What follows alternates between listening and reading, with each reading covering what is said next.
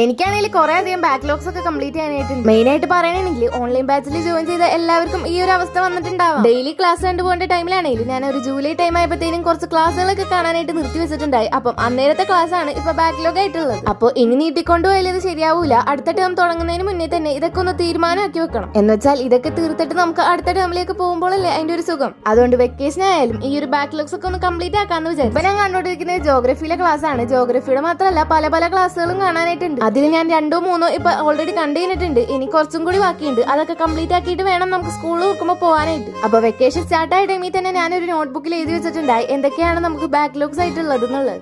അതുകൊണ്ട് തന്നെ correct plan ചെയ്ത് ട്രാക്ക് ചെയ്ത് പോകാനായിട്ട് പറ്റും. ജോഗ്രഫിയിലെ 3ാമത്തെ ചാപ്റ്റർ ആണ് ഞാൻ ഇന്ന് രാവിലെ കാണാനായിട്ട് എടുത്തിട്ടുണ്ടായിരുന്നത്. പിന്നെ നമ്മളുടെ ചാനലിലാണെങ്കിൽ ഇപ്പൊ 6K സബ്സ്ക്രൈബേഴ്സ് ആയിട്ടില്ല, ആവാറായിക്കൊണ്ടിരിക്കുകയാണ്. എന്നുവെച്ചാൽ വീഡിയോ കണ്ടിട്ട് ഇഷ്ടപ്പെടുന്ന ആരെയിലൊക്കെ സബ്സ്ക്രൈബ് ചെയ്താൽ നമുക്ക് വേഗം തന്നെ 6K ആവാം. 6K ആവുമ്പോൾ നമ്മളെ ചാനലിൽ എന്തായാലും ഒരു ഗീവ് അവേ നടത്താനായിട്ട് ഉദ്ദേശിച്ചിട്ടുണ്ട്. അപ്പൊ ഗീവ് അവേയിൽ നിങ്ങൾക്ക് ഗിഫ്റ്റ് ആയിട്ട് എന്താ വേണ്ടെന്നുള്ളത് കമന്റിൽ പറയാനായിട്ട് മറക്കണ്ട. പിന്നെ ഗീവ് അവേയിൽ പാർട്ടിസിപ്പേറ്റ് ചെയ്യണമെങ്കിൽ നമ്മളെ സബ്സ്ക്രൈബർ ആയിരിക്കണമല്ലോ. അപ്പൊ വീഡിയോ ഒക്കെ ഇഷ്ടമായിട്ടുണ്ടെങ്കിൽ ലൈക്ക് സബ്സ്ക്രൈബ് ചെയ്ത് സപ്പോർട്ട് ചെയ്യാനായിട്ട് മറക്കല്ലേ. അപ്പൊ അടുത്ത വീഡിയോ കാണാം. ടാറ്റാ.